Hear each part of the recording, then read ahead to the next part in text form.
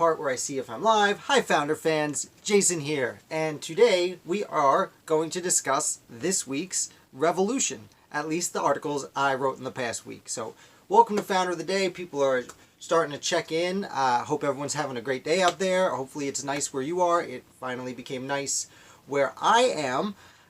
Spent most of the day in the garden, which was fantastic, although seems like the snakes have been born. We have a lot of gardener snakes. Nothing to be worried about, but they startle you every time. Anyway, people trickling in. Thank you for showing up. Thank you for liking. It certainly helps the channel a lot. It helps us get more people involved. If you hit like, I would really appreciate that.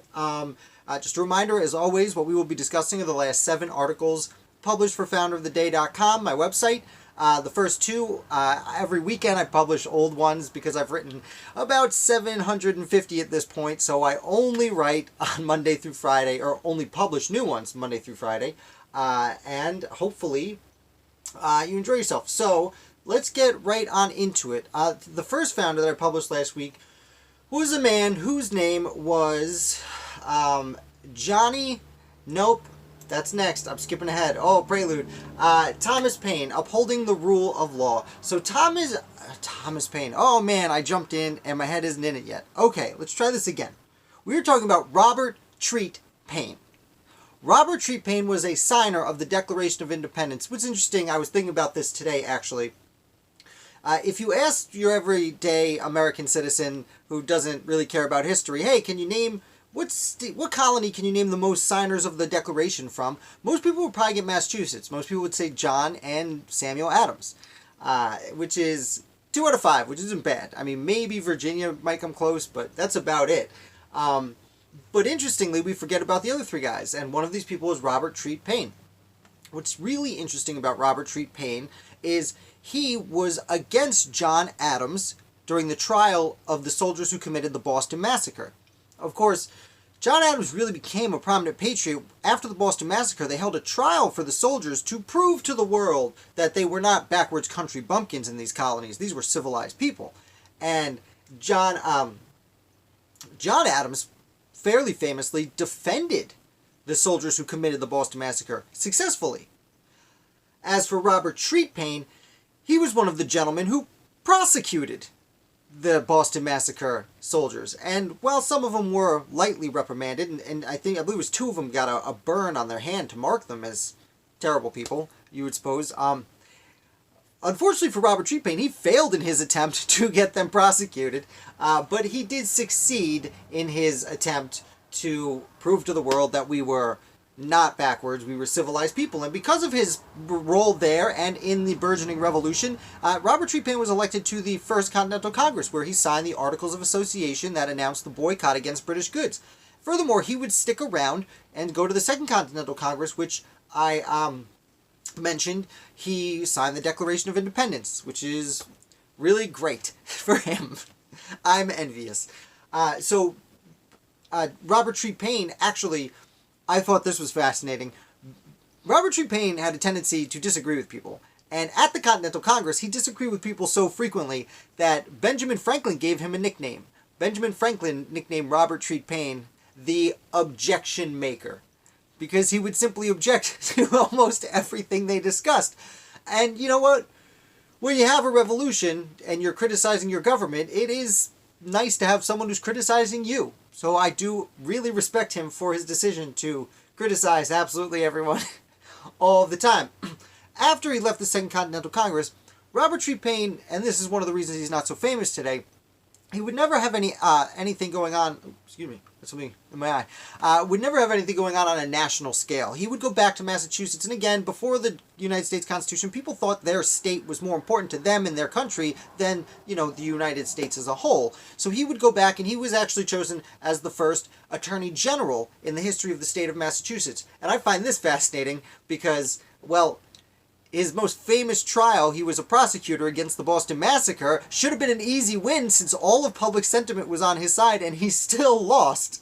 But they brought him in and said, now you're in charge of prosecuting all of the crimes. Which doesn't make a ton of sense, but again, I suppose they would have wanted John Adams. He went to Europe and did some other things. While he was Attorney General. He held this position for a long time.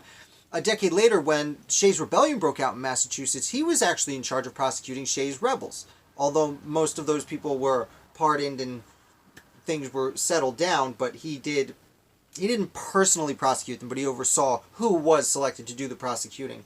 And then in the final years of his life, he was selected as an associate justice on the Massachusetts State Supreme Court, the highest court in his state.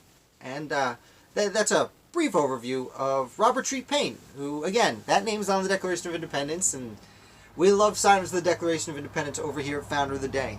So before we move on, I'm going to pop over. Hi, guys. Thank you so much for joining us. As I said before, if you want to hit a quick like, I would amazingly appreciate that.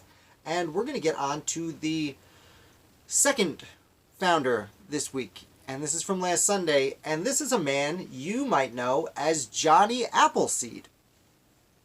And I know Johnny Appleseed is not a name you necessarily think of as an American founder. Many people are surprised to learn that Johnny Appleseed was a real person. His name, however, was not Appleseed. His name was Chapman. His name was John Chapman. I suppose Johnny Chapman, when he was growing up. And he was born just about the same time that the First Continental Congress was coming into session. So, going with founder is a little bit of a stretch, but he went out on his own and started Johnny Appleseeding in the early 1790s. So just when the Constitution was signed, just when George Washington took presidency. And I still very much consider the Washington, Adams, and Jefferson presidencies part of the American founding. It can be argued it's not, especially Jefferson, because Jeffersonian democracy can be argued to be its own part of American history, but when George Washington took presidency, we were still literally framing the nation. So Johnny Appleseed decides to go out west, and he does pretty much what we know him for. He starts planting apple seeds, but unlike the legend he's become, because he has become a mythical figure, that's why not everyone knows he was a real person, because the myth has grown. But as far as legends go, a lot of it was based in reality. Although he wasn't just throwing seeds around the nation, he grew up in Massachusetts and then went west. And he went into the Ohio Valley, what now is Ohio and Illinois and Indiana. He traveled a little bit outside there, a little bit of Pennsylvania, a little bit of, I believe he did make his way to Canada a few times briefly. But what he would do is he would actually go to farmers who had some extra land, and he'd say, hey, I'll tell you what, I'll plant an apple orchard on your land, and every year I'll come back and prune the trees, and you sell the apples and just give me a cut of what you sell, and I'll do all the work for the apples. All you have to do is cut them down and sell them. And he did this on a wide swath of the Northwest Territory, and this is where he got his nickname as Johnny Appleseed. He also, yes, he did walk around barefoot, and yes, he did wear a pot on his head as a hat, because that's how he carried it, because he was traveling around. He was essentially an itinerant preacher. So while he was doing this, he practiced a type of religion called Swedenborgianism, which I have to look at because I mispronounce it every time.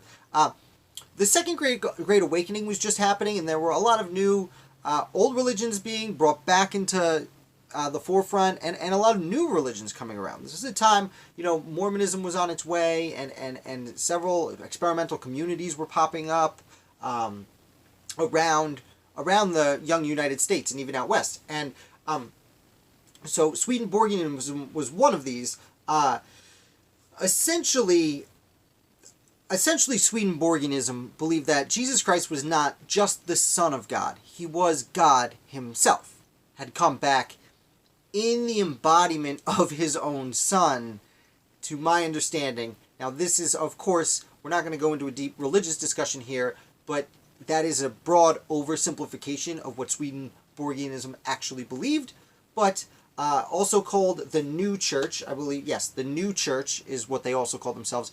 Swedenborgianism, as I said, Johnny Appleseed was a preacher who went around trying to convince people to follow his church, which thought, as I said, Jesus Christ was actually the Son of God who also embodied God himself. Again, it's hard to explain. I don't want to say it wrong. I don't want to get too much into it because I don't want to insult any Swedenborgians who are still practicing. And clearly watching this channel, although I don't believe it is a very popular religion at all today. One of the reasons I consider Johnny Appleseed a real American founder is, again, he was going out to the Northwest Territory while we still have founders fighting in the Northwest Indian War. And we had just, 5 years before he left, written the Northwest Ordinance of 1787, which established these territories and gave them the ability to be future states. And he went out there, and he not only helped to literally grow the food and grow the communities out there, but he also was very much into conservation. And this is before conservation was a real thing, but it is the legacy he began that later would end up leading to conservation, and centuries later lead to things like Arbor Day, because he put that in us, in our minds, in the back of our minds, that we're Americans and we grow trees here and trees are great. And also, if there's anyone who could be given, like, you've heard someone say in your life, there's nothing more American than apple pie. And Johnny Appleseed is the American that made apples so American. And if for nothing else, Johnny Appleseed deserves to be looked at, and we deserve to know he was a real person because of apples and what he gave us as something so definitively American, despite apples not being from America really in the first place. My understanding is they came from Kazakhstan thousands of years ago, and then but they were nothing like the apples we know now. Then they went to Europe and were grown in Europe and turned into what we know now as apples in Europe. Blah, blah, blah, blah. This is not a science channel. I do want to also note that Johnny Appleseed became a legend while he was still alive, because he lived to a very old age. And while he's walking around, living to a very old age, barefoot, with a pot on his head, planting trees, people were very excited for this weird preacher to come to town, because he would travel the same route on most years, and once a year he'd come into town to help the farmers with their trees, and everyone would be like, oh, he's back. And again, you know, if you were 10 years old when he came to town, you were in your 70s when he passed away, and all those years you spent, your children and your grandchildren got to be excited when Johnny Appleseed came to town. So that's a brief overview of Johnny Appleseed himself. Thank you guys again for watching while we go over to the next one. If you have any questions, leave them in the comments. I'll be happy to answer them. There's a lot I could say about Johnny Appleseed, but I think that's enough today. We're going to move on to Thomas Butler. Thomas Butler won't cut his hair is the article I wrote. And it's true. Thomas Butler had absolutely no interest in cutting his hair. So, who was Thomas Butler? Thomas Butler was one of the Butler brothers from central Pennsylvania. All 5 brothers fought in the American Revolutionary War, some more famous than others. Notably, his brother Richard was very important with discussions with Native Americans. I wrote about his other brother William a few weeks back, who was also important to the Revolutionary War. I believe it was William was part of fought Native Americans in upstate New York the year before the famous Sullivan-Clinton campaign came through, and then when that campaign came through, he joined it. Richard Butler ended up treating with Native Americans in the South, I believe. But Thomas Butler also fought in the war. He doesn't do a ton of interesting stuff during the Revolutionary War, but he does go out and fight in the aforementioned Northwest Indian War in the Northwest Territory, where 2 of his brothers were injured there. One of them died there. 5 of the brothers in the Revolutionary War, 3 of them in the Northwest Indian War, and Thomas Butler goes on to become he survived St. Clair's defeat, which most people were at least hurt. It was something, I don't remember the exact numbers, but I believe out of 1,000 soldiers, there was about 40 of them who weren't wounded or killed, and he was fortunate to be one of those few people. He ends up serving in the West throughout the Washington administration, goes down to New Orleans, and he gets into a little bit of conflict with James Wilkinson. And James Wilkinson, I will remind you, was, for most of the Washington, Adams, and Jefferson administrations, the highest-ranking official in the United States Army. He was the senior officer of the United States Army, while at the same time serving as a secret agent to help Spain. I believe it was Agent 13, was his secret agent name for Spain. James Wilkinson terrible person. I'm not going to get into that now. But he was leading the army, and he got into a little bit of a skiffly-doo with Thomas Butler. So Thomas Butler had a Q, and I did not know a lot about what a Q was. I apologize, there's motorcycles outside. I did not know a lot about what a Q was. I had to look into it for a while. It is a hairstyle, and the reason I had to look into it is because we know it as something Thomas Jefferson wore. It's basically a ponytail pulled very tightly back in a braid, but pulled back real tight. Thomas Jefferson famously wore it. A lot of the revolutionaries wore it during the Revolutionary War. It's actually more famous, and this is what I got confused about when I was reading about it. It's actually more famous in Europe, in China. In Asia, specifically China, where the men pull it back very tight, where they can they have trouble closing their eyes, and then they'll shave the top of their head. So that's a Q. Again, it's a little different in America. They also called it pigtails, which, if you have a child who wears pigtails, you might not expect it today to be a boy, but back then, that's who mostly wore them, were gentlemen. Not just boys, gentlemen, high level, high society gentlemen wore Qs. Now, times changed over the 20 years between the end of the American Revolution and by the time 1801, where Thomas Butler made it down to New Orleans. At this time, James Wilkinson issued an order that all men had to cut off their Qs. Thomas Butler would have none of this, and he was actually court-martialed and given a reprimand for not obeying orders. Then, a few years go by, and again, there's an order given where men have to cut off their Qs, and Thomas Butler, again, says, nah, no way. And he's again court-martialed. This time, there are about 70 men of renown in the South wrote a letter to the court-martial saying, Butler's a gentleman, he's a great guy, none of us care if he has long hair. And the first name on that list was actually Andrew Jackson, was defending Butler for having this long hair that he wanted to keep because he had it in the Revolutionary War. He'd had it for decades and he liked it. This time, he was given a year's suspension without pay. Now, unfortunately, he did not find this out because just as this the sentence was coming down, Thomas Butler passed away. He caught smallpox, and was it smallpox or it was one of the old-timey diseases. Yellow fever.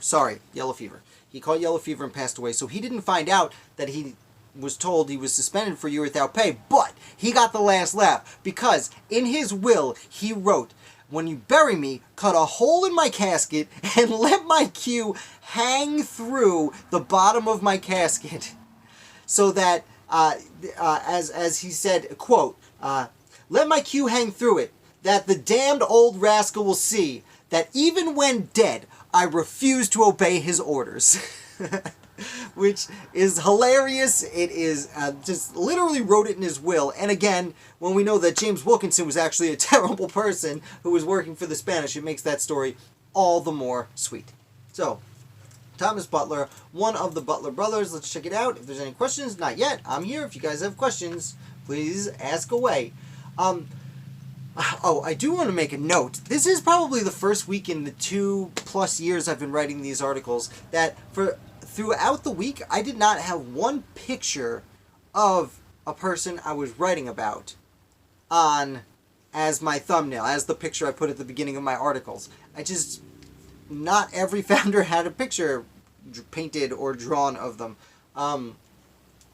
Now, the next article is about the Battle of Punk Hill, and the central figure in that is William Alexander, who does have a picture of him. I could have used that, but this, instead of talking about a founder specifically, I actually basically talked about a battle this time, for the most part. So, essentially, the Battle of Punk Hill was a skirmish in the Forage War. The Forage Wars broke out in New Jersey in the winter of 1777, January through March 1777, and it basically is what it sounds like. It was a semi-half war where both camps were in winter quarters. The Americans and the British were in their winter quarters. They weren't doing much, but they were going out to find food, literally food, and, some other supplies, hay for their horses and such. And unfortunately, they were raiding the farms in the area, and almost, I believe, almost 100% of it, I'll say almost, Probably not. There was probably one that went to Pennsylvania or New York, but almost 100% of it was in New Jersey.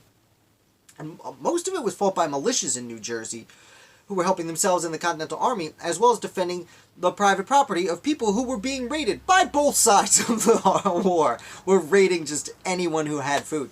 And it was during this time that William Alexander was leading certain men, and he saw a detachment of British soldiers going out to forage. And he decided to attack, and he saw them from up on a hill, and he sent one group of men down to the one side to shoot at them and distract them, essentially, and make them think they were being attacked from the right, while he flanked them from the other side with his main force to give them a bigger attack and to try and get behind them to get to Bordentown. I believe that's how you pronounce it. I believe that's how the name of the town is pronounced.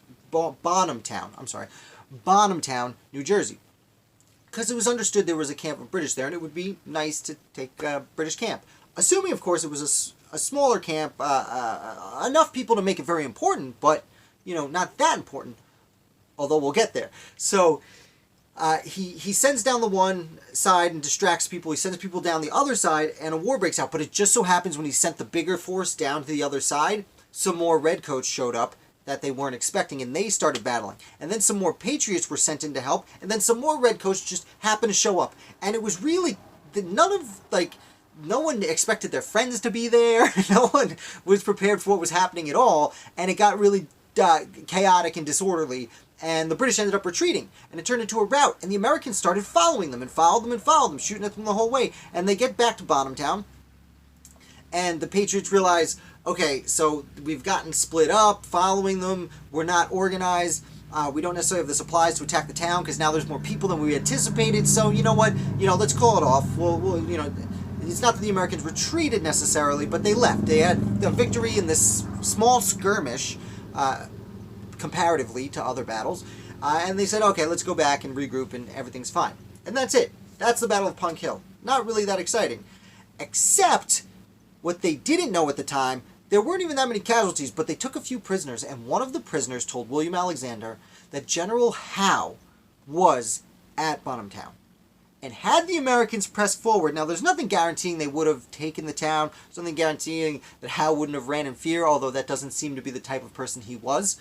But had they taken Bonhamtown, they might have captured General Howe, who was, in essence, the commander-in-chief of the British Army in America at the time. There were, of course, other people. His brother, who was an admiral, was overseeing the British Navy at the time. There, it wouldn't have necessarily ended the war, but you would have, it might not have been taking George Washington, but it would certainly have been taking, let's say, Benedict Arnold's a bad example, but early in the war, Benedict Arnold, who was, and I'm not going to get into his treason, we are going to talk about that next week, but before his treason, Benedict Arnold was just amazingly important to the United States Army. He was the one that the rank and file soldiers looked up to more than anyone else, for the most part. So that is the story of the Battle of Punk Hill. Again, I'll check over here.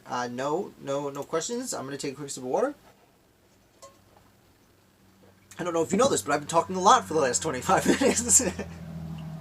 Again, thank you so much for watching. I really appreciate everyone taking the time to learn with me. I did not know all of this stuff last week. I knew some of this stuff, but the reason I write these articles and make these channels, I want to learn about it. It gives me a deadline to learn, almost like back when I was a student.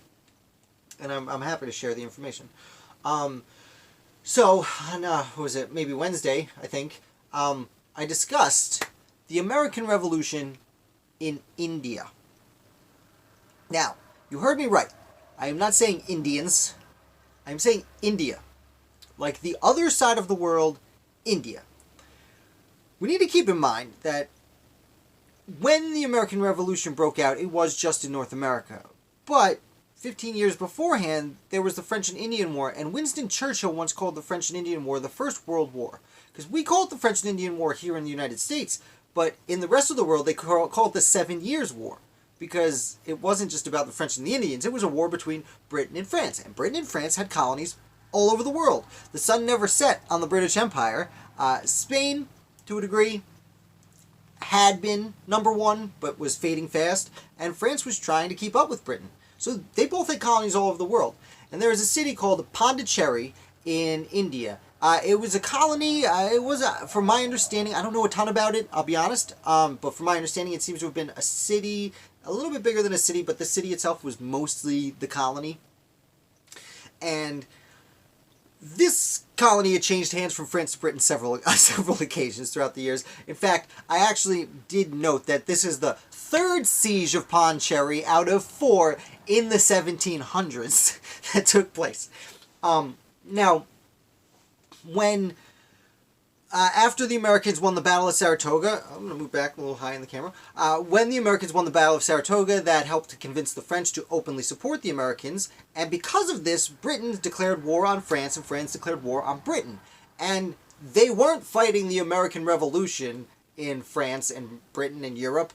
They fought a war they called the Anglo-French War, which I was really surprised that seems to be the name of it, because it always surprised me, because the English and French have fought so many times that they were like really lazy about naming this particular war. So the Anglo-French War breaks out, and again, the American Revolution turns into the Anglo-French War, which essentially became a world war, because every French colony and every British colony in the whole wide world were technically at war with each other. And this brings us to India and the colony of Pondicherry. Pondicherry was being led by a man whose name is a lot longer than Guillaume de Bellecomme. It's one of those French names. It's like we call him the Marquis de Lafayette, but it's like Gilbert, Philip, William, Billy, Thomas, Gilbert, Marquis de Lafayette, because the French really went hard with their nobility names. We call him Guillaume Bellecomme. I will just call him Bellecomme from here on out, like we refer to Lafayette, to make things simple. So Bellecomme had been around the world, actually participated in the French and Indian War in North America, aka the 7 Years' War, and had been in the Caribbean for a while. Oh, I'm sorry, he would later be in the Caribbean, but he had been a governor of some islands off the coast of Madagascar, and eventually he found himself as royal governor of Pondicherry. And then suddenly, in the summer of 1778, the word arrives, hey, you know that little skirmish going on in North America, a world away from you? Well, guess what? We're going to help out those rebels who are throwing off their monarchy. And by the way, that probably means the British are going to come try and invade you any day now, because they might have gotten word before you did. And so Bellecomme goes immediately, realizes the American Revolution has come to India, and he starts fortifying Pondicherry, because Pondicherry had fallen into, not disrepair, but its fortifications had been let go for quite some time, 15 years since the last World War. Therefore, he starts fortifying as quick as he can. He has a small army, if you will, a small segment of the British Army, not a lot of people though, and he calls in everyday people. He recruits men, it was the 18th century. He recruits to take up arms as a militia to defend their city. And he also recruits sepoys, or sepoys, which were native Indians, from Indians, native to India, who fought with the British Army, and I should say also the French Army. They both had, I apologize before, I might have accidentally said he had British soldiers. He had French soldiers, of course. I apologize. That's what happens when you speak so quickly for so long. Sepoys were on both sides. They were local soldiers who seemed to have just kind of fought with whichever colonial power was in charge at the time, because Bellecomme had sepoys with his French soldiers and the local militia, who prepared the city for a siege, and then the British show up with a bunch of ships, and British Navy, and sepoys on their ships too from the British colonies in India, and they laid siege, and Bellecomme was actually able to defend for about 10 weeks, through September and October of 1778, was able to defend the city from the British invasion, but eventually there was only so long they could wait. What was really interesting too is when you lay a siege like this, you generally are trying to starve the people out, and that is what ended up happening. Eventually, Pondicherry just ran out of food, but they were sieging from ships, so they could only have so much food on those ships. It would seem to me, and this only just struck me as I was speaking now, so I should look into this. I'm going to look into this and bring it up next week as a reminder. It seems to me that they must have had to send other ships to the British colonies to go get food and resupply. Yeah, that makes sense. That's probably, I'm going to guess that's what they did. Come back next week for trivia time with Jay Mandrush. And we'll talk about that. So he was sieged. Now, they were lucky because what the British did is when they took over, the French waved the white flag. The British came in. First of all, they let the French wear their colors when they left, which I thought was interesting. But they also let them leave. They just said, get on a boat and go back to France. And that's what they did. And it just changed hands.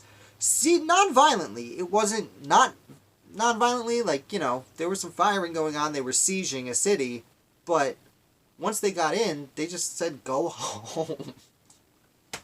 Which I thought was hilarious. I didn't see one single trial. And even Bellicombe, who was head of the colony and the one resisting, was just sent out.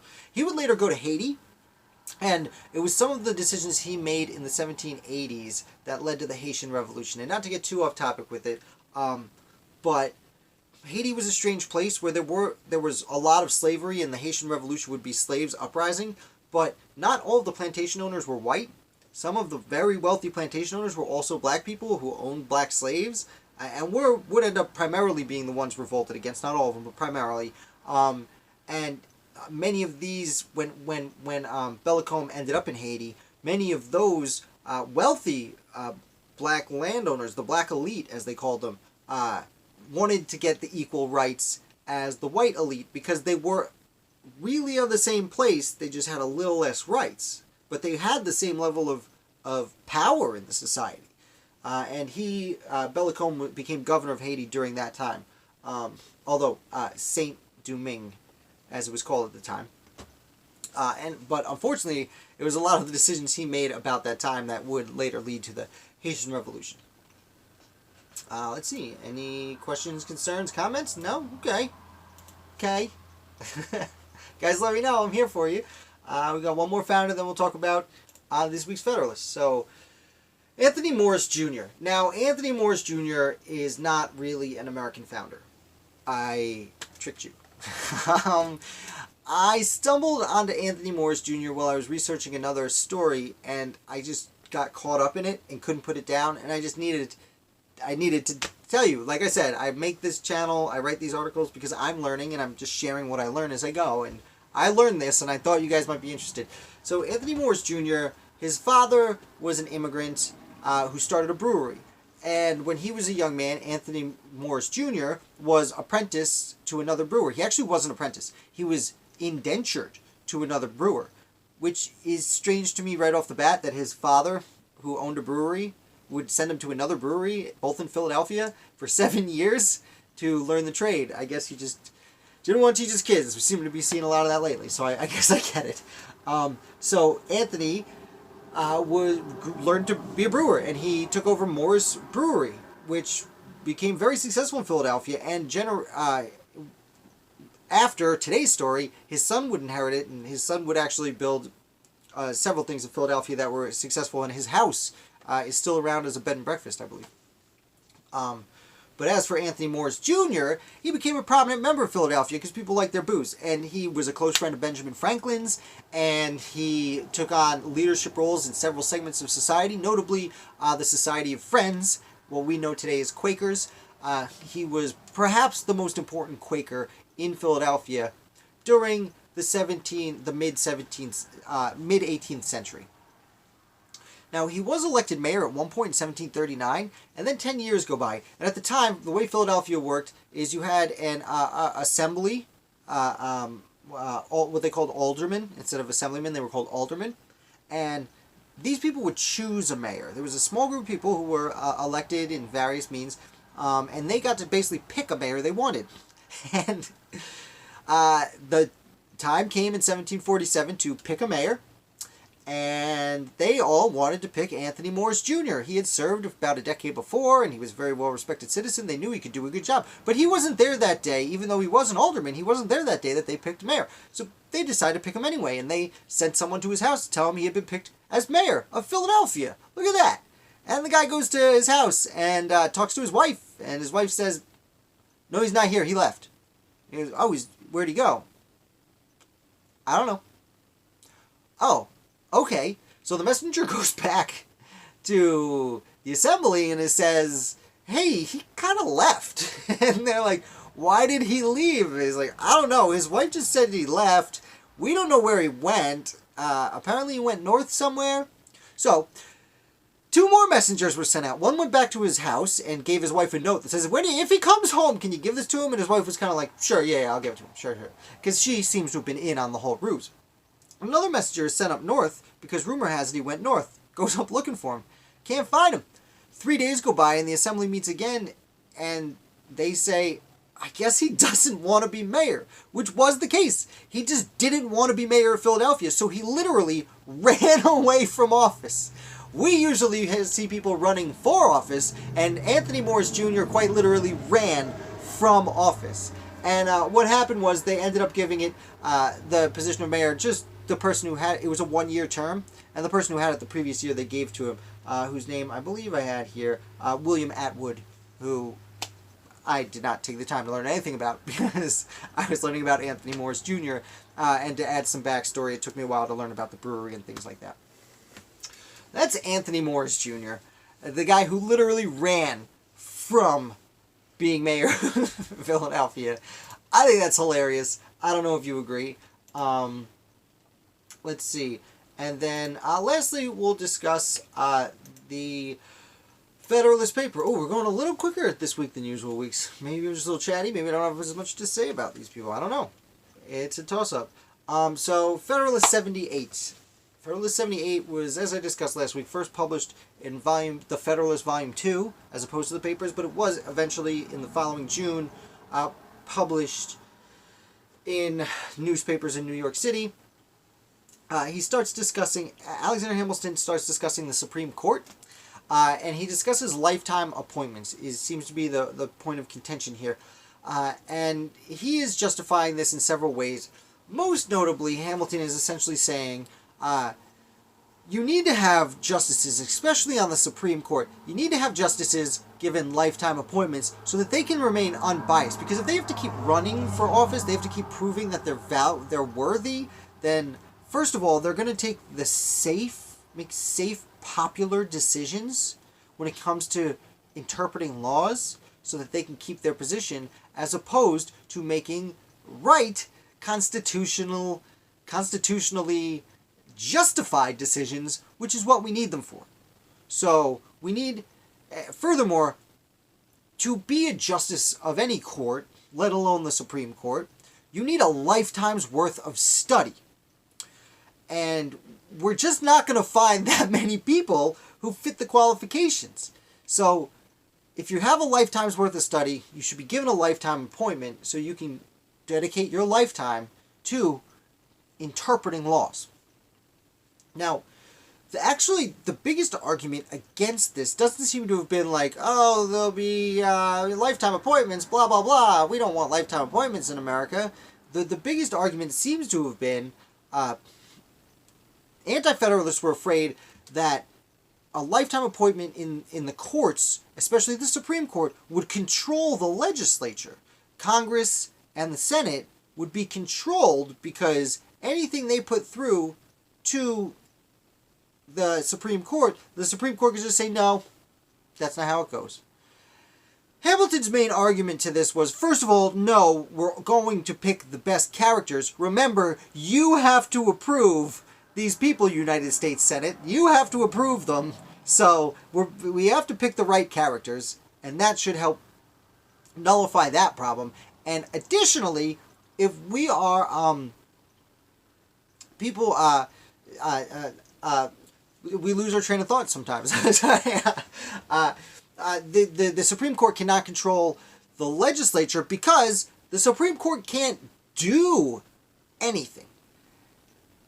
The Supreme Court needs the executive branch to enforce its rulings. So the legislature can make laws, and the executive branch can enforce laws. The Supreme Court can just tell you if you're doing it right or wrong, but they can't make you do it differently. So that in essence, is Hamilton's. Some in Federalist 1978. It's not my day. It's not my day. That, in essence, is Federalist 78 in a brief nutshell. And I've really cranked it down. I didn't really put this in the article, but Federalist 78 is one of the more important Federalists. It's of all the Supreme Court cases that have referenced Federalist papers, the 78 is one of the highest referenced because it deals so specifically with the Supreme Court. Let's see, no questions today. No one's got any questions today. Well, that's okay. I'm just answering them all as I go. I'll assume I'm doing a great job. And that is pretty much it. So unless you guys have any questions or comments or anything of that nature, thank you so much for watching. Definitely like. It helps this channel out a lot. If you're new here, please subscribe. I do this live video once a week. I put out videos 5 days a week. I'm thinking about doing some more unique things with my weekday videos instead of just talking about the life of a founder. For instance, this week I discussed a news piece on Monday. There's not a lot of news for the American Revolution, but there was a relic, an old gun was stolen and then finally found 50 years later. Oh, hi Ned, thank you. So this piece was stolen 50 years later, and I talked about that. I can talk about more news stuff. I was thinking about making more like, hey, these are the guys I like. This is, oh, thank you, Matthew. Thank you for commenting. If you had questions, I'd be happy to answer them. I mean, we're wrapping up, but we got time. Usually it's an hour. I'm 20 minutes early this week. I hope I'm not selling you short. I talked about everything. But yeah, so let me know if you're interested. Like, I was thinking about making videos like, hey, these are my, favorite founders from North Carolina, or, most underrated brigadier generals, or something like that. I thought that might be fun to throw in every few days. So if that interests you, please let me know. Again, subscribe. Thank you so much, and I will be back to you. Oh, do we got a question finally? I read the article about the musket. How much would that be valued at? Oh, Ned, dude, that's a great question. I didn't look for the value. I feel like I read something about it. That's all right. You don't need questions, Matt. I appreciate it. The answer to your question, Ned, is that weapon is priceless. It is a relic of the American Revolution. It has literally money can't buy it from certain people's perspectives. And if I remember the article correctly, he didn't charge any money. It seems like the gentleman, Kelly K something, he probably bought it for less than it was worth because the vendor didn't know what they had at this barn sale. And then I believe he donated it to the, was it the Philadelphia Historical Society? I think he donated it. So I don't know what he paid for it, definitely less than it was worth, and then he didn't get reimbursed for it, so there was no transaction. Now, your question is probably, what is it appraised for? I did not stumble on that, nor did I think about looking that up, which I should have. I will look that up for sure and let you know. I can't guarantee I will find an answer though, because even if it was appraised at a value, I mean, this is a weapon that's already been stolen, so they're not probably telling people how much it's worth to come steal it again, I would assume. And I don't know enough about weaponry or appraisals to even estimate on my own. So I apologize. I'll look into it this week and see if I can find anything, but we'll know. Surprised I made it this long. In such good shape. You know what? I did consider that too. If it was in a barn sale, it's probably like an antique shop, and the people try and at least pretend to take care of things. Most good shops do. Additionally, they probably did some cleaning up on it. Furthermore, it was definitely taken care of till 1971 while it was in a museum. That 50 years where it wasn't, no one really knows how it got from being stolen to this guy's barn. It didn't announce, they didn't really interview this person. I don't think someone who stole a weapon like that would just be putting it on sale. It probably just cast aside and somehow found its way into an antique shop. But most antique dealers will take at least fairly good care of things. I know barn sales don't necessarily appear to be the cleanest places, But I've found some cool stuff in barns in my life, I'll be honest with you. Still haven't found a Declaration of Independence lying around. That would be pretty sweet, but, you know, that's a dream that'll never come true. Well, if you guys have any more questions, shout about now. Other than that, thank you so much for watching. I really appreciate you guys coming every week. And, you know, we're growing the channel. I keep getting more subscribers, which is fantastic. Again, if you like me to do more, I'll do one or two more of those, I'll call them clickbaity episodes this week. Try and attract people to the channel and have some more fun. You know, I think something like, you know, Portsmouth's most important founders might be a fun thing. Just me. Thank you, Ned. Thanks, Matthew. Thank you to everyone else who hasn't commented, because I don't know your names or your handle. But I will be back with another video on Monday. And until then, you guys have a great week and enjoy the nice weather.